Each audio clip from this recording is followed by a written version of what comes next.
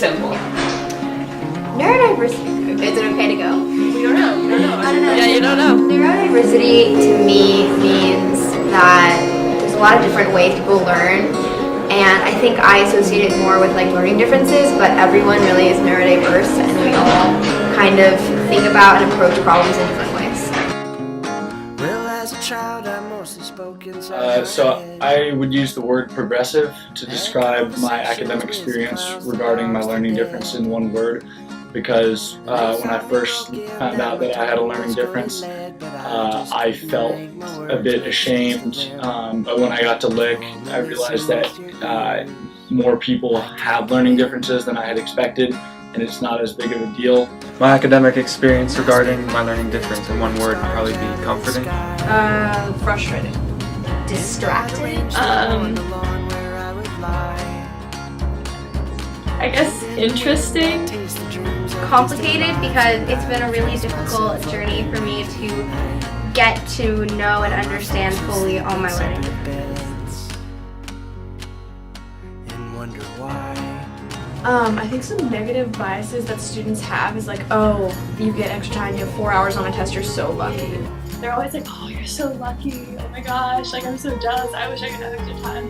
And it's always just like, well, like no, you're not lucky. I mean, I'm not lucky that I get extra time because I need it. It's just, you know, leveling the playing grounds.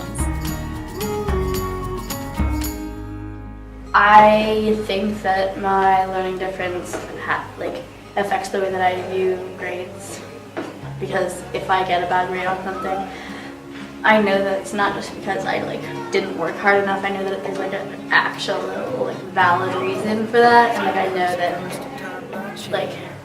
that it's because of my LDs. It's not just because I just don't know the material. Just in terms of my grades and how it affects my grades, I think the only way it really affects my grades is that it takes me a lot longer to do my homework.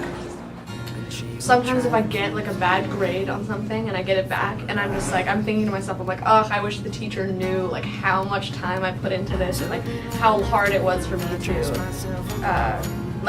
get the information and understand it. I think that having a learning difference definitely affects my self-confidence because I actually used to be very not confident because I found myself getting distracted all the time in school, or I just wasn't doing well in my classes because I just couldn't focus.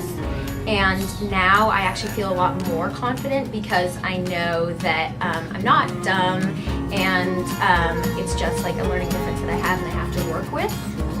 So yeah, it's definitely actually boosted my self-confidence.